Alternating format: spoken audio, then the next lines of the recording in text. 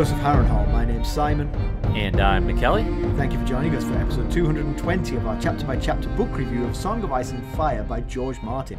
Today we'll be discussing chapter 76 of A Storm of Swords. That's Jon 11. And as always, we're going to chat about the chapter and try not to spoil any future plot points for you. And hopefully we're going to provide you some entertainment along the way. We'll summarise what happened, discuss our thoughts on it, provide some useful background, compare it to the television show, indulge in a little pedantry, and cover some relevant news and listener correspondence. Be sure to check out the show notes. They'll provide some additional information about the characters and other things of note in this chapter. How are you, Mackelly? I'm doing all right. I am much more in a festive spirit than I was last week when we were recording.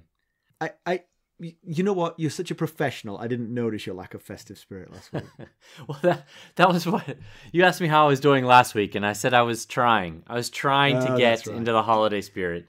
Now you don't have to try. The difference a week can make. Maybe it's because of after I got 2 more work days and then I'm off for 2 weeks. That could have something to do with it. That's pretty nice, yeah. How about you? How are you doing? I'm all right. I'm fine. I'm exactly at the level of Christmas spirit I expect to be in. Meh. Right. I notice our notes has a conspicuous lack of things to talk about here, so we're off the cuffing this. I will tell you, my team went for our holiday lunch together last week, and we had a really great time. Oh, good. Okay. Yeah. Good. I mean, I like my team. I like them very much. But we don't do an awful lot of socializing, so I wasn't sure how it was going to be. We had a great time. We had a really nice meal, and we all had drinks with it. And one of the team brought homemade bottles of Irish cream, like Bailey's. Oh, wow. And arrived with these bottles in the restaurant, demanded 10 glasses, poured out 2 bottles of this stuff. We drank it down before the restaurant twigged what we were doing and said, hey, you can't just bring your own booze. Yeah, they usually frown upon those things in such establishments.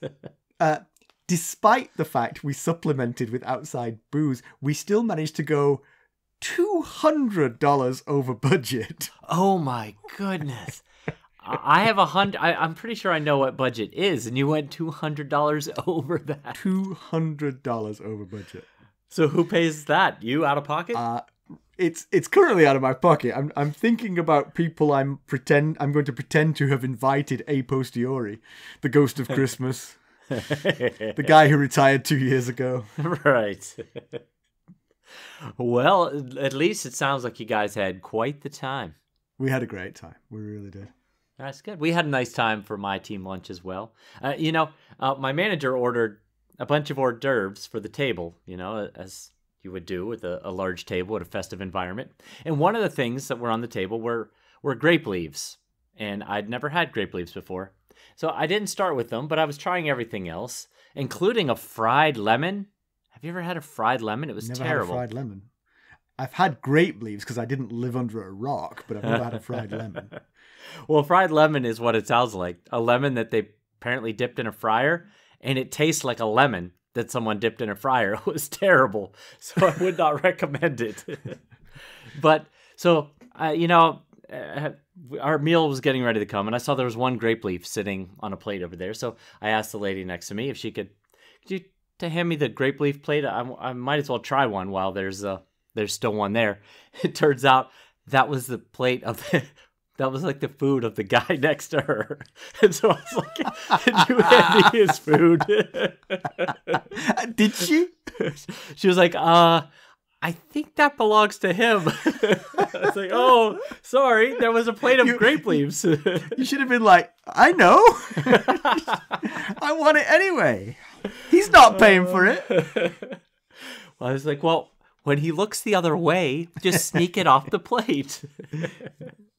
I will say, actually, thinking about your team and my team, your team is, I mean, demographically, your team is quite a bit younger than my team.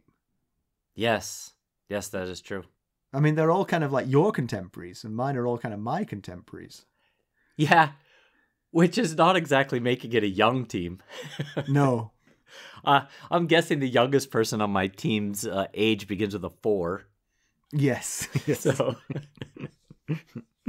That's like my soccer team the other day, the teenagers and the 40-year-olds. Right. So I've been working on my annual holiday dinner trivia that you started me on like a million years ago, and I've been doing every year since. And I thought I would do a cheat code this year, and I asked ChatGPT to create me a 20-question trivia broken down into 4 categories with these categories. And, I gave the categories. And it's like within seconds, it gave me a whole trivia sheet. And first of all, I forgot to ask for the answers. So then I had to say, well, wait, I need the answers too.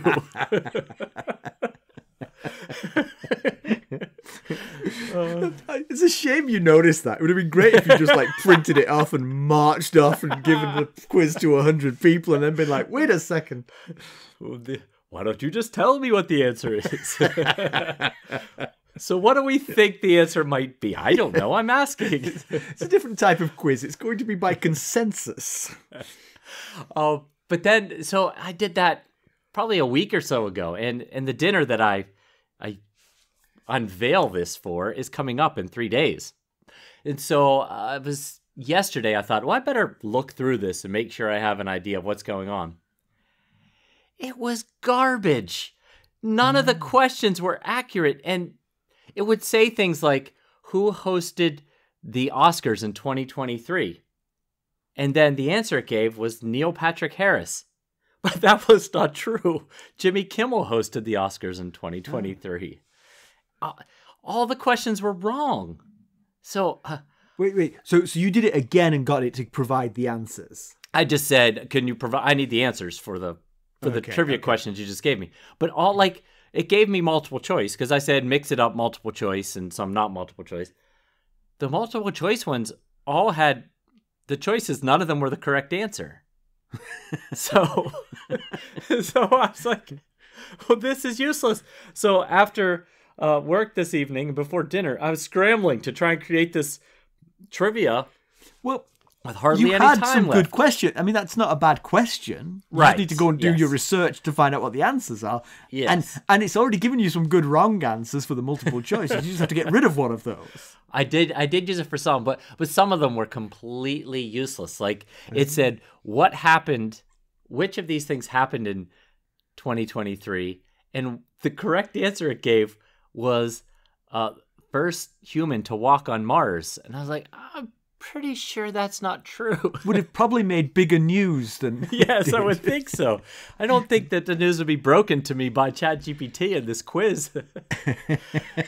So that's what I get for trying to use a cheat code.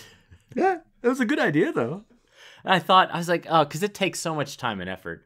It takes hours of trying to come up with Google searches to find questions and trivia and news and such. So I was like, oh, I'm just gonna let ChatGPT do it this year. Fail, hard fail. I've kind of stopped doing it, but I've got an invite to spend New Year with some people, and so I am thinking to roll it out again this year because it's been a few years since I've bothered to do one. And there's a very strong possibility that you could be snowed in over New Year, so you might. Yeah, I'm going up to the mountains, so yes.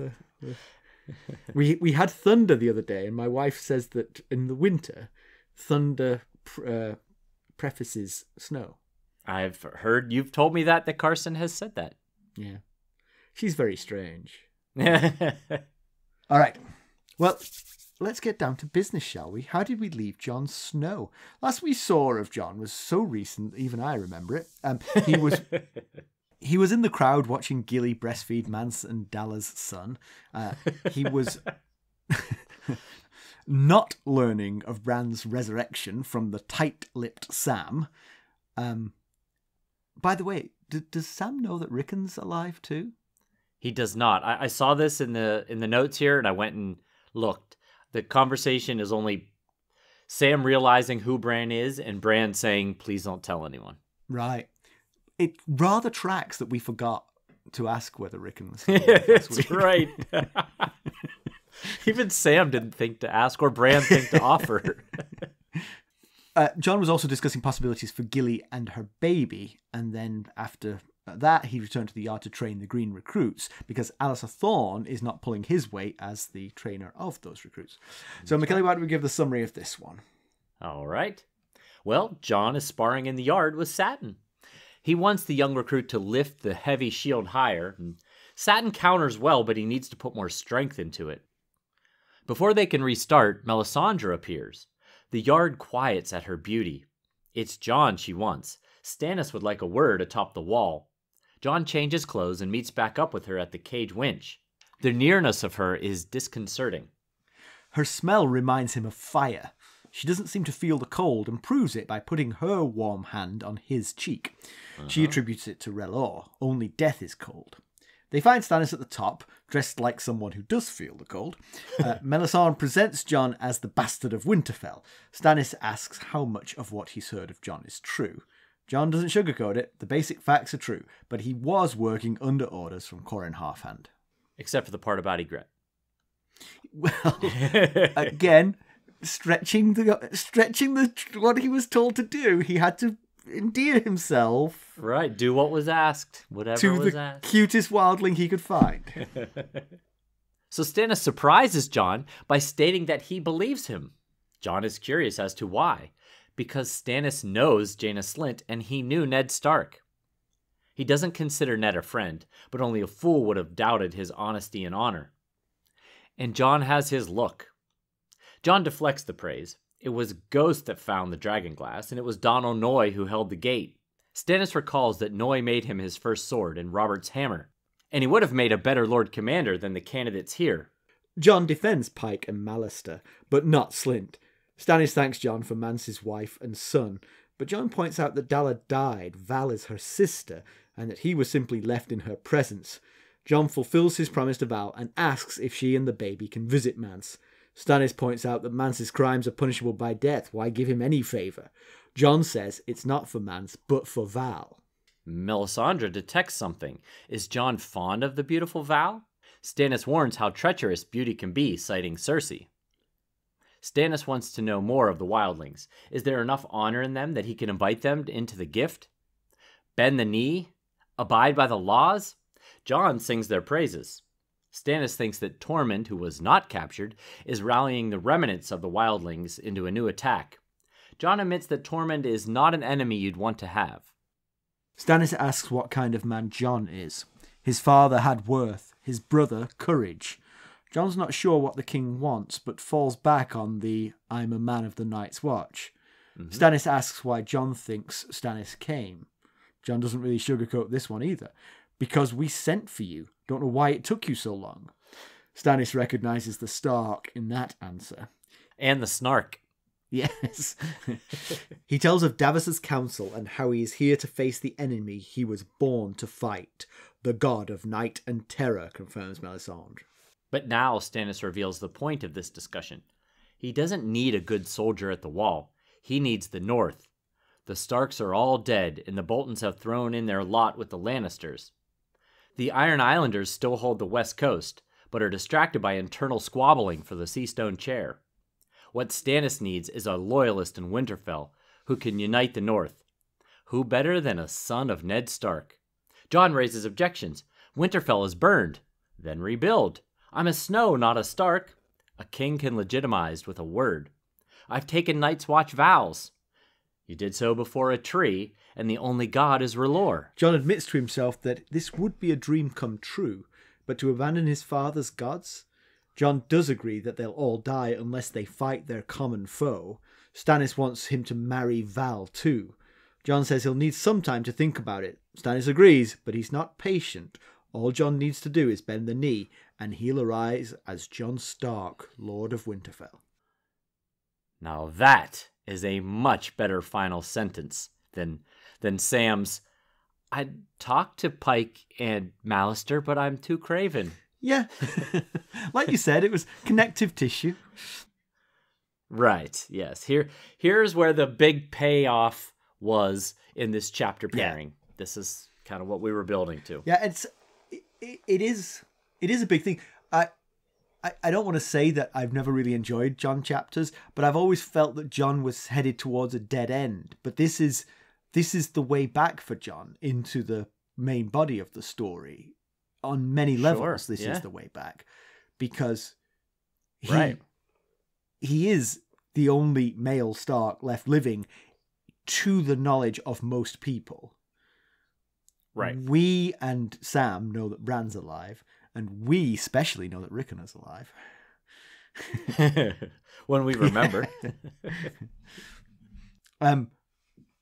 So yes, he could come back into this and reforge the North, but will he?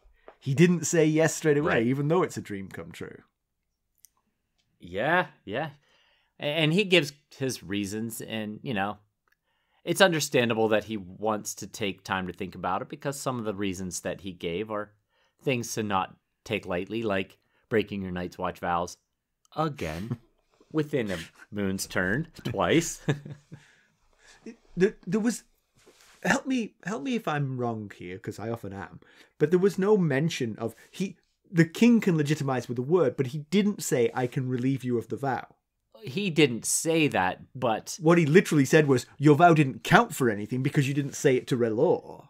Right. That was Melisandre's chiming in and saying, you might as well have said it to a shoe. It doesn't matter saying it to a weirwood tree. But you would think if he can legitimize someone, that he can also remove the Night's Watch vow. But I would have thought he would have made that point, because the thing is... Right. Casting it the way they did, it makes Jon feel like, in order to get out of my Night's Watch vows, I have to recant my religion. Yes. I get your point. It does feel like Stannis and Melisandre are just saying, don't even worry about it. Like, just walk away from it. You didn't actually say a vow to anything but some tree that I want you to burn down anyway. And the other thing about that is that it kind of like undermines the whole point of telling a vow. I mean, the vow, if you vow something and you vow it upon something that is precious to you, then it doesn't matter if that thing isn't precious to another person. They know you made that vow to something precious to you, and therefore it's a binding vow. Excellent point. Right. Yeah. I also think there's an interesting sort of like... So you're contrasting these two chapters by the way they ended. I think the scope and focus of the two chapters is quite interesting as well. Sam's was very parochial. It was much more about Gilly's well-being and the Lord Commander succession votes. Whereas Jon, we're widening the focus again to the future of the Seven Kingdoms and the existential threat to everyone of this God of Night and Terror. Right. Very much so. I had the same thought that you did. Yeah. Sam's chapter was much more about the political landscape of the Night's Watch as well, and how the vote tallies were going, where Jon is more like the political scale of the entire realm and the battle between two gods. Which is one of the strengths of the story, of course, is having these different POVs. You get different sort of scale of interest. You get the... Right. This is how it affects the everyman. This is how it affects the lords and ladies. Yes, and no one more makes that more clear than with Arya chapters, where usually she is like a leaf on the wind. Yes, she's just small folk, just mixed up with the small folk, just usually dealing with how to survive the day. And in his own way, Sam as well. Yeah. So, it starts with Jon sparring with Satin. Just a reminder on who Satin is. He's an actual recruit of the Night's Watch. He's from Old Town. He was raised in a brothel. Jon thinks he has some potential. Donald Noy thought his archery was passable, and he was Jon's sidekick during the attack on Castle Black. So he actually killed quite a few wildlings during that. That's right. Yeah. And so after Jon spars with Satin, well, during his sparring with Satin directs Jon's attention to behind him where Melisandre is waiting for him, and Melisandre wants him to meet them at the top of the wall. She says, "We'll await you on atop the wall," and Jon thinks that this is Stannis' true queen, not the one he left in Eastwatch.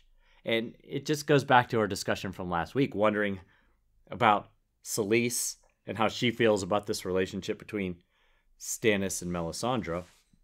Others clearly see it a certain way, looking at it from the outside. Yeah, but I mean, you could also just put that down to people's prejudices.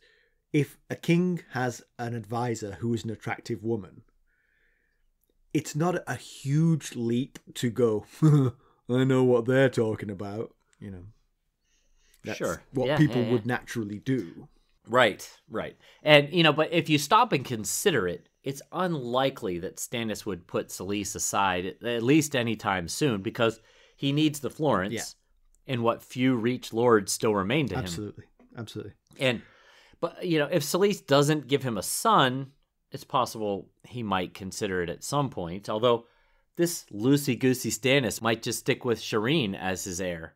Yeah, it's easy to speculate on what might come to pass, but you're absolutely right. I think for the short term, he cannot afford to alienate the Florence. They're amongst his most valuable allies. Right. Not all of them. The ones he sets on fire before he leaves Dragonstone, obviously less so than the rest. Those ones less so. The Florence are such fervent queensmen, so bought into R'hllor. I would be curious to see how it would impact their religious fervocity if all of a sudden Selyse was out of the picture. Would they still support Melisandre? Yeah, but that's also the reason that they pretend it's not happening. I mean, we don't know that it's happening, but let's imagine it is happening, and the Florence pretend it's not happening because she's the priestess of the religion that they've just saddled themselves to, and the last thing you want to do is then undermine that conversion by thinking the worst of the converter. Yes, that makes sense. It does. I will say, I think, again, Melisandre is attractive, and I think that the riding the winch cage is a interesting moment that she puts her hand on Jon's face. She knows her effect on men. She's somewhat subtle about it. She doesn't sort of like overdo it, but she pulls men's strings when she doesn't seem to do it for any particular reason. She just wants to sort of establish, she wants to disconcert these guys so that they don't know what to think around her. She is the Peter Baelish.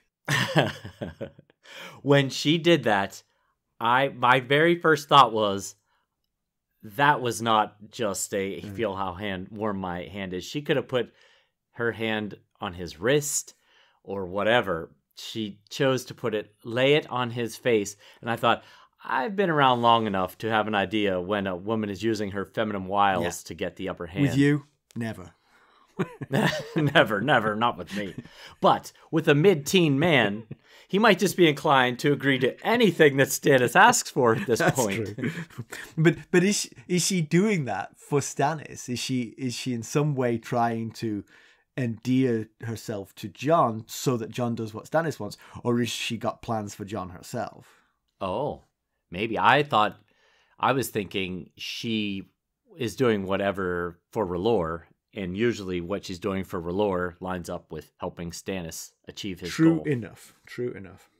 So when they get to the top of the wall, they're talking to Stannis. And of course, Stannis recalls... I almost forgot this. Until it happened, I'd forgotten that Stannis would know Donal Noy. But when Stannis praises Jon for saving the tunnel under the wall, Jon points out that it was actually Donal Noy. And of course, Donal Noy was blacksmith to the Baratheons, and so he made Stannis' first sword and Robert's fabled warhammer. So he was an important part of their lives, you would think. Yeah, I thought it was really cool to hear him praise Noy, and he said Noy would have made a better Lord Commander than any of the people that are vying for the position today. It's slightly faint praise, but yes. Right. Two guys who know what they should do, who are so at each other's throats they can't agree on anything, and Janos Slynt. Them's your choices. Right. And Dollar's Ed. Yeah. Yes, coming up on the rail with 2 votes. Yeah. Yes. Now, there's a chemistry discussion here that you are surely qualified to further explain to us. Jon remembers that Donal Noy described the Baratheon brothers to Jon.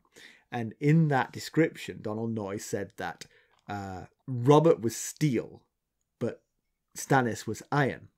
And then I've thought to myself, Mackelly probably doesn't know the difference between those two things, so let's inform him. Right. Steel, they're made of the same element. Iron is the element, but steel has small amounts of carbon in it. It's an alloy of carbon and iron. And that small amount of carbon, it doesn't take very much. It makes it stronger, less brittle, and more rust-proof. Okay. And so if you get compared to one of those two metals, you definitely want... If someone says, "Oh, you're iron," you might want to say, "I think you mean steel." I think you mean steel. Now, did you ever imagine that your PhD in chemistry would pay off in such a unique form as it did just here? I imagined it would pay off. Some way, shape, or form. But I've been wrong before. So. Well, I will say I grew up in the Steel City, yes. where and one you of the don't mean Sheffield. most popular. No, is that the Steel That's City, the Steel of, City of England, the yeah. UK? Okay, I grew up in the Steel City of Pittsburgh, Pennsylvania, where one of the most popular drinks is a beer called Iron City. Ah, there you go. So I've got it, but I did not know. I still didn't know the things you were just telling us about. So, so Sheffield is my alma mater. I lived in Sheffield for quite a long time. Yes. I'm very fond of Sheffield. Right. And the ice hockey team is called the Sheffield Steelers. Okay, all right, good stuff. Now I'm a fan. Don't play ice hockey in England. It's dangerous. Oh gosh, I know, right? That was terrible, really terrible. That guy, he was a Pittsburgh Penguin for a bit. So Stannis' reputation surely seems to follow him, and Davos can attest to such a nature that he's hard and brittle and doesn't bend easily. Exactly. But it's a very nice description of the two. In fact, I often wonder if George Martin thought about the metals first. Oh, maybe considered the properties of the metals and built the characters to fit that, because it's such a apt comparison. I feel like Stannis has been doing some bending since we've met him. He forgave the houses who backed Renly instead of backing him, and he tried to forgive Renly for trying to usurp his throne, when many a person would be too outraged by their own brother trying to usurp their throne than to forgive him and welcome him back. So, and he's here in the North, despite his desire to win the Iron Throne, because he felt like it was the right thing to do, not just because he wanted to pee off the wall, like Tyrion did. We've talked about this before. His inflexibility met its match when he strove for the Iron Throne. Right. Because he wants it so bad that he compromises all the time. And sort of, what's funny is he sort of throws... sort of like, he harkens back to his inflexibility occasionally with actions that are completely unnecessary given all the other things you flexed on. Like, for instance, the burning of Alistair Florent. I mean, that's just like, it just seemed punitive and stupid, really. If you're forgiving all these people left and right so you don't lose your allies. That's, you make a fair point right there. He does tend to pick and choose. Yeah. And some of it, I was wondering while I was thinking about this idea here of iron versus steel. I wonder how much of his bending has to do with the fact that he has no choice. He's in a weaker position than he wants to be. So he has to be a little more forgiving than he'd like. If he were sitting on the Iron Throne, fully in command of the Seven Kingdoms, would he be less flexible? But that in itself is flexibility. If you were truly inflexible, you would accept the fact that you're not going to win the Iron Throne.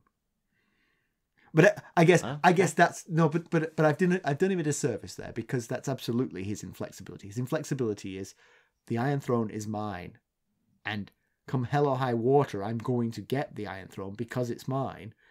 And right, even though I don't want it. Right, and I'm going to compromise everything else on the path, just because that's the true. Deep down, I belong on the Iron Throne, and so everything else has to be compromised to make that happen. I think that suggests a less honourable spirit than Ned Stark, for instance. Right, sure. I think Ned would give up his aspirations rather than compromise other parts of his honor to achieve his aspiration, even if his aspiration was an honorable one. Yep. Completely agree with that. So Stannis himself believes Jon's story, not Janos Slynt's version of Jon's story, because of Stannis' knowledge of Janos Slynt and because of Stannis' knowledge of Eddard Stark. He knew both these people, and he said, Ned Stark was never a friend to me, but you'd be a fool to not to question his honesty or his honor. And so... Yeah. And it's very good for Jon that Stannis knows Slynt and seems to have a low opinion of him. To know Slynt is to have a low opinion of Slynt, I would say. Unless you're Alistair Thorne, Right. I guess.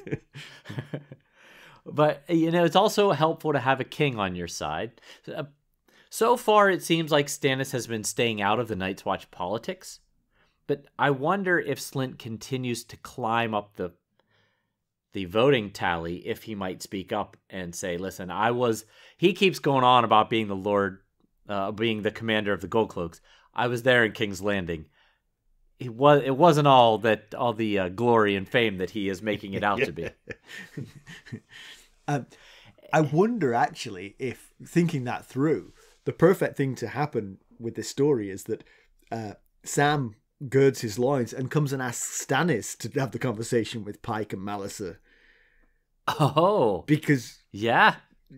Right. I mean, he'd have to be even braver to do that. But once he's Yes, done that, then the end result is assured, because Stannis won't tolerate them. He'll say, which one of you is it? Right. Just looking into Stannis' eyes would probably make Sam pee his pants. I can't imagine it happening. But, it bugs me that he continues to say that Ned was not a friend of his. And I know they kind of had a sibling rivalry, both... Well, it was more one-sided. Stannis was vying for his brother's attention and affection and wanted to be named Hand of the King. And instead, Ned got it. And I get that that's why he said he's not his friend. So I get all that, but maybe I guess I'm being a bit unfair to Stannis, because it wasn't known to Stannis just what Ned gave up to try and get Stannis his rightful throne. You mean it's not known to Stannis? Yes, it's not known to Stannis what all Ned went through to try and get... We were in Ned's head while he was trying to get Stannis his throne. But so it just kind of bugs me that he twice in this chapter says he wasn't a friend of mine, when really he was the only friend he had in King's Landing, trying to give him his opportunity at and such a king. Friend that it cost him his head and his... if he were alive to have any beliefs, he would believe that all of his children were dead too. Right. So yes, it cost him a lot. So I'm being unfair to say that Stannis shouldn't say that, but knowing what we know, it bugs me when he says that. So our worries for Dalla were confirmed. She died in childbirth, so Jon just stood around, did nothing, let her die. But I guess that wasn't part of the Night's Watch training. I was just thinking, shouldn't there have been some Red Cross type training, some that's true, medical training? It presumably didn't not involve childbirth. Well, yes, they'll be less likely needed as a brother of the Night's Watch. Than a tourniquet, for instance. Right, yeah, something like that. We know that Jon was left sort of alone with Val and Dalla at the childbirth because Varamir Sixskins was left in charge of her, but he was walking with his eagle, and the eagle caught fire and drove Varamir Sixskins crazy. And so that's why Jon was sort of left alone and was seen as sort of a captor of Val and Dalla. But honestly, she was giving birth. She wasn't running away at that point. Yeah, that's kind of what Jon says. He said they didn't require much taking, I was just kind of left in their presence. But it explains why the Night's Watch had never tried to shoot down that eagle before. We were like, why did it take Stannis' force coming in for someone to try and shoot down that eagle? Well, it turns out it wasn't an arrow. It was Melisandre conjuring the Lord of Light, R'hllor, to burn the eagle. So it wasn't. And as she you don't think it was just a fiery arrow caught it. her saying the phrase, the Lord of Light has fiery talons, means she actually did something magical to burn the eagle. That's how I took that. Yes, Okay. that she caught the eagle on fire. See, I took it the other way. I took it as, whenever something catches fire, Melisandre says, the Lord of Light has fiery talons. Yes. Well, that's, one of the other things that's talked about is in this conversation is that the Ironborn are fighting themselves since Balon Greyjoy died. And we've had conflicting bits of information there, because she says she did it with her leech. That, remember, she burnt one of the leeches. She threw it into the pot and said, Balon Greyjoy. But the Ghost of Highheart kind of painted the picture of a faceless man killing Balon Greyjoy. So now possibly R'hllor and the God of Many Faces, or whatever the faceless man god is called, I can't think off the top of my head.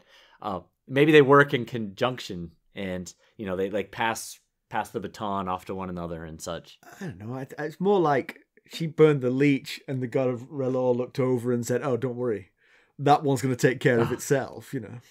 Or it could be that too. The other thing Stannis mentions on the wall is that he believes that Cersei killed Robert. He has no doubt about that. Ned, which she did to a certain extent, although the specifics of the actual beheading were very much out of her control. But also Jon Arryn, which is one that if Cersei was there to defend herself, she would say, honestly, I didn't. No one ever believes me, but I've said it several times. I did not do that. That's right. She'll be like, am I having sex with my brother? Yes. Did I give Lancel strong wine to give to Robert and let Robert do the rest and kill himself? Yes. I did not kill Jon Arryn. Just like I didn't send the Catspaw to kill Bran. Right. There's nothing she won't admit to. Although I have to say, she was talking to Stannis, she might hold off on the Robert one, because yes, right. It really depends on the situation. If she's facing her doom, she might admit to it. But if she's hoping to get away, she might not want to say that to Stannis. She really wouldn't want to say about the incest with her brother, because then he would be like, so I am the king of these seven kingdoms. Right. So Stannis says that he's here not to defeat the Wildlings, but to face the God of Night and Terror, which is the name that Melisandre gives to whatever's coming. It is interesting, the great therefore, other, that the conversation with Jon is primarily about the Seven Kingdoms and the battle for the Iron Throne. He says, right, I'm here to fight the God of Night and Terror. But really what I want from you, Jon, is to legitimize you, put you in the throne of Winterfell, and then have a Stannis loyalist running the North. It's like, well, where's that God of Night and Terror and all that? Well, I think, he kind of, through the conversation, alludes to it bit by bit about how we got, he talks about the wildlings. He says we need to work together. We got to quit fighting before we have to fight the great other. And, he kind of alludes to needing the North so that they can as well help with the fight against the great other. So I guess in a roundabout way, he kind of gets to it, but he doesn't directly say, this is the most important thing. We need to do whatever we can to fight the great other. And here's how we're going to do it. Yep. He says he's here to win the throne, and in order to do so, he's got to save the realm from the great other. And he mentions that this was a fight that he was born into. And that's all based on Melisandre's prophecy, that when the red star bleeds and darkness gathers, Azor Ahai will be reborn from salt and smoke and wake dragons out of stone, or however her prophecy goes. But we've discussed several times that prophecy fits Dany a whole lot better than it fits Stannis. So he might be here and not be suited for this victory, possibly. Interesting. Yeah. The plan has to be tempting to Jon. I mean, he himself admits that it was his own childhood dream, of which he was later embarrassed to have had the dream, because as you grow old enough to stop being quite so narcissistic, you realize that for that to happen, Robb would have to die, and presumably Bran and Rickon too. But it has all come to pass, and so the fulfillment of a childish dream is still a dream fulfillment. So it's going to be hard for him to say no, I think, even though I know you're going to list some pros and cons here, and the cons list is not insubstantial. But the question, actually you pose this, but I'll pose it to you, because you obviously thought of it, is how does Jon becoming Lord of Winterfell gain Stannis any more men for the fight? Yeah. Because it's not populated. I mean, it's burned and... Right. I mean, presumably many of the North would rally to Jon, I guess is the point, but they're all off down in the Riverlands. Exactly. So one of the things Melisandre wants is for Jon to burn the weirwoods that he, said his Night's Watch vows to, and take Winterfell as a gift from R'hllor, which sounds an awful lot like we want you to embrace R'hllor as your god. And that concerns me a bit because I'm not quite sure they understand how the North works. Legitimizing Jon to a Stark, it might not sit great with all the other Northern Lords, but in the absence of a true heir, I think they could accept the son of Ned Stark as the Lord of Winterfell. But a legitimized bastard who also burned sacred weirwood trees and forsakes the old gods, that might be a step too far. You are correct, sir. You are correct.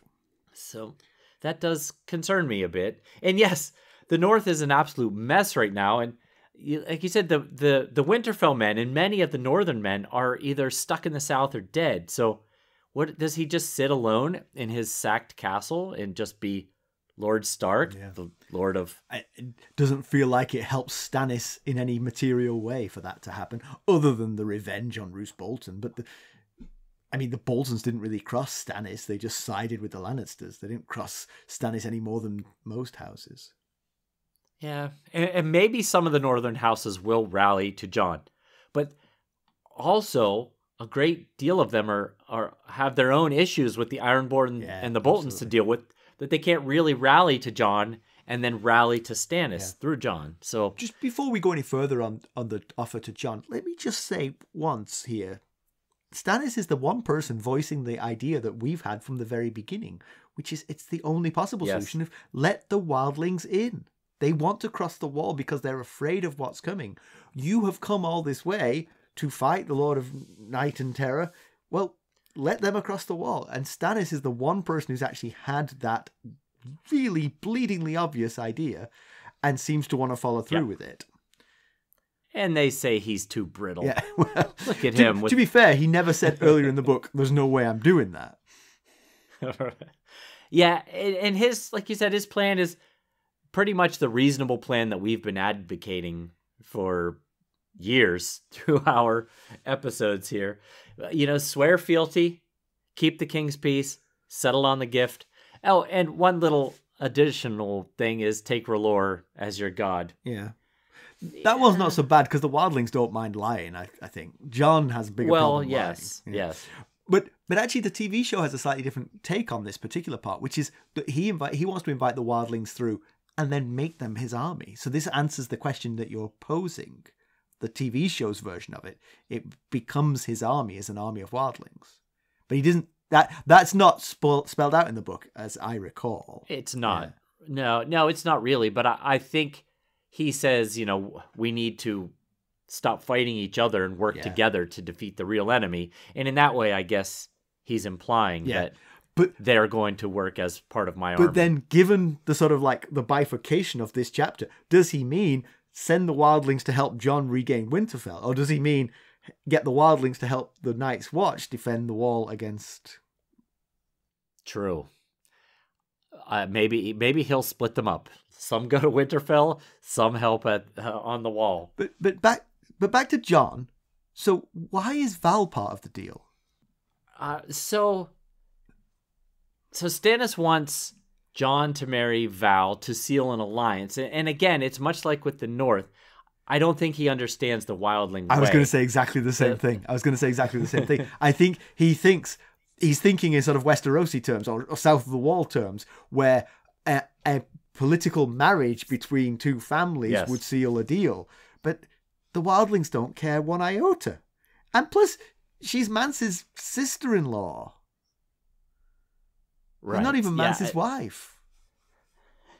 Yeah, they keep calling her the wildling princess. Yeah.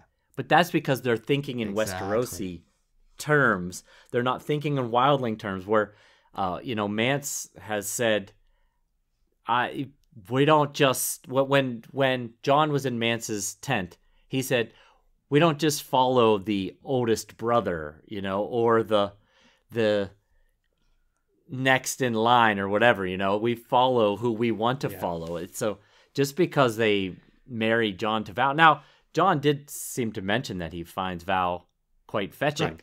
So, Jon might be like, oh, it's not a terrible idea. We can give it a shot. I'll climb the tower if I have to. I've heard worse ideas. So give me the pros and cons then for Jon. Real quick, I wanted to talk about Sam and Jon real fast, because Sam's knowledge about Bran is becoming more than just a nice bit of what would be really great news for Jon. It now might be very vital for Jon's decision here. That's true, but in which direction? Right. Well, so Sam knows that Bran is alive and is already the true Lord of Winterfell. So it would surely change the calculus for Jon. So if Jon knows Bran's alive, I think Jon rejects the offer. Okay. Because he's thinking in his head during this conversation that he loves all of his siblings. He didn't want any of this. He didn't want harm to come to any of them, but it has, and he's the last one standing. And so he's considering doing this. I think if one member of the family is still alive, to Jon's knowledge, it changes his thinking. I'll admit to everything you said there, but I'll draw the opposite conclusion. If he knows Bran's alive and thinks Bran is the only one, he goes and fights and wins Winterfell for Bran. Yeah, okay, so Sam... He figures that Bran couldn't do it alone. That Bran will never have the strength to do it alone, but he has a golden opportunity to win Winterfell back for the Starks. And if Bran can get back from north of the Wall, he can hand it over to him. And Jon would. Nobody else would. No other character in this book would stand down as Lord of Winterfell to give it to his younger brother, but Jon would. I see what you're saying. Jon would, yes. Yeah, that makes a lot of sense. And as you were talking about that, I was thinking about what Cold Hands said to Sam. The realm thinks this boy is dead. We don't want any people chasing after us, so let's not ruin that.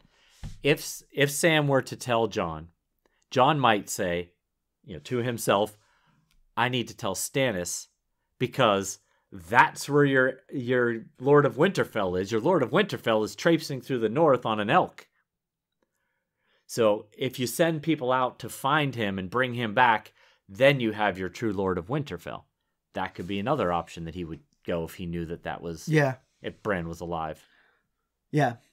But the problem is both have been sworn to secrecy. Stannis tells Jon, don't tell anybody about what we've talked here today. And we know that Sam swore 3 vows not to mention it. So it's looking like they probably won't have this conversation. True enough. All right, well, now give me the pros and cons list for Jon accepting this offer from Stannis. Okay, so here's the pros. No longer a Snow. He becomes a Stark. That's good. Lord of Winterfell, something he's dreamed about since he was a little boy. Marriage to a beautiful woman. Being in the good favor of the king. All positives. And then, as you said at the beginning of our discussion, the sky is now the limit for his life potential compared to what it would have been as a brother of the Night's Watch. Yes. I don't care about Jon as much as my entertainment. Right. You're tired of watching him lose toes to the cold, yeah. Yes. And if the new Lord Commander, say is Janos Slynt or someone who doesn't like Jon, he'll be out of what would be a bad spot in the Night's Watch. That is true. That's true. So I'm going to steal. You did the work here, but I'll steal the cons. So he'd be forsaking his vows again. Now, again, I think if the king proclaimed to all the Night's Watch, this guy's vows are null and void, that would be better than saying, well, you said it to a tree. It doesn't matter. Yeah. And if the king says, I mean, he broke his vows on a fake level at the command of Corn Halfhand. This is the king of the Seven Kingdoms saying, I need you to break your vows because I need you in Winterfell.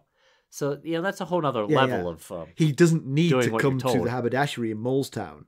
He can ride on a horse to Winterfell, with a retinue and all. Exactly.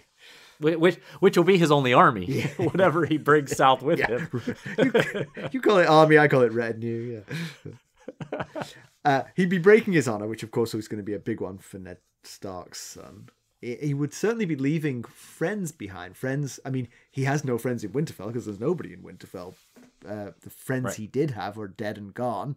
But he has genuine friends here at Castle Black, and so that would be hard for him. Winterfell is ransacked. There's nobody there, so it would be work to repair it. And the kingdom is in a shambles. It's just taking Winterfell won't be hard. Just walk through the open door. You can take Winterfell. Right. But rebuilding the north after the debacle that it's in now would be a lifelong chore. Yes. Yes, it will be quite the challenge, unless the Northern Lords rally to him faster and stronger than we're imagining when they have all the other things to tend to. All right, why don't you give us some background on this one? All right. Well, so last week we discussed bastards being raised to knighthood and earning reputations based on merit. And this week, Jon acknowledges that there's precedent for a king to legitimize a bastard. You might remember that last week we mentioned the first Daemon Blackfyre, one of King Aegon IV's great bastards, that the king legitimized on his deathbed. And then in the last Jaime chapter, we saw King Tommen sign a decree legitimizing Ramsay Snow into Ramsay Bolton. You might even recall the conversation between Cat and Robb over Robb's heir, that he had planned to legitimize Jon as his heir in the event that Robb had no children. Okay, so here's the deal. It's said that only a monarch can legitimize a bastard, and yes, that is mostly true. But this background is special because I have a bastard-themed trivia question for you all. ChatGPT? About... I wouldn't trust ChatGPT on this one. Okay, so here's the question. Name the couple whose bastard children were legitimized when the High Septon finally allowed them to get married after forbidding it for quite a while. Na, na, na, na, na, na, na, na, na, na, na, na, na, na. Okay, if you need more time to think about the question, please just pause because no one wants to listen to my humming or dead air while everybody thinks this through. Yes. So I'm going to tell you, but I've also got to be careful. I can't go too far into the details because some of it deals with the Dance of the Dragons, and I don't want to spoil anything for House of the Dragon, which is an additional pain to not spoil two different things. Yeah. But I will say Lionel Hightower became Lord of the Hightower when his father died, and not long after that, he announced he planned to marry his stepmother, the Lady Samantha Tarly. The High Septon got wind of the plan and refused it as a form of incest. So instead, Lady Sam, as she was known, became Lionel's paramour for 13 years. The couple produced 6 kids together. Eventually, Lady Sam convinced the High Septon to concede to their marriage. His doing so, and their subsequent marriage, had the effect of legitimizing their children without the need of a monarch's decree. That is interesting because, by definition, they remain bastards. Sure. Because at the time of their birth, the parents were unmarried. But, yeah. It's a good counterexample. I wouldn't have a clue. So you didn't know that it was Lionel Hightower and Lady Samantha Tarly? I mean, I should have done, but that was your second guess. Second guess, yeah. After some Targaryens sometime. Right. All right, comparison with the television show. This chapter is captured in season 5, episode 1. Oh. But it's much truncated. The basic elements are there. Jon sparring with the recruits, Melisandre interrupting, the winch ride together, Stannis chatting on the wall. But some important details differ. There is no Val, no Dalla, no baby. So that whole part of the offer is gone. There's no talk of legitimizing Jon. Instead, Stannis wants to let the wildlings through, as I mentioned earlier, to make them his army. He intends to retake Winterfell himself. His only need for Jon is to get Mance to bend the knee so that the wildlings will follow him as their king. Oh, that is a much less useful offer. Yes, and also it's a much less interesting story for Jon Snow. I mean, like I said, this story has opened up all these vistas for Jon, and the TV show never gave him that opportunity. Okay. So, and maybe it's coming. I don't watch ahead on the show. I zero in on the bit that corresponds to the chapter. So I have very, very laser focus. So, okay. Pedantry corner? I have nothing. I don't have anything either. Apart from the thing we talked about not really understanding why Val would be part of the deal. I mean, maybe they're either misunderstanding the wildlings or they're misunderstanding Jon Snow's motivations, or both. Because it doesn't affect either of those, really. Yeah, one of the last lines from Stannis when Jon asks for time to think about it, he says, "What, you don't want to marry Val? You should know she's part of the deal." So it sounds to me like he is he is using Westerosi mindset, thinking about how to subdue the wildlings. That wasn't really to lure Jon. It was the other side of it, the trying to get the wildlings on board part, which was paramount in Stannis' thinking. Yeah, I hear that. Right. News and notes. News and notes. We have a pretty bulky news and notes section today. Well, according to his blog, George Martin has had a whirlwind trip to the UK recently. Among the laundry list of excursions, he met with his writer and director of the stage play that they were calling Harrenhal, but now are calling the Iron Throne. Did our lawyers get involved? Maybe. That's what it was. Things are coming along, and he is hoping for a late 2024 opening. So maybe by 2036. I don't know. We'll see. I see where you were going there. He also met with his British publisher to talk about, along with many other things, Winds of Winter. No mention of what they talked about, other than that they did. He stopped by the set of House of the Dragon and was blown away by the enormity and the realistic nature of it all. Especially, he specifically mentioned the Red Keep, how amazingly real and huge it was.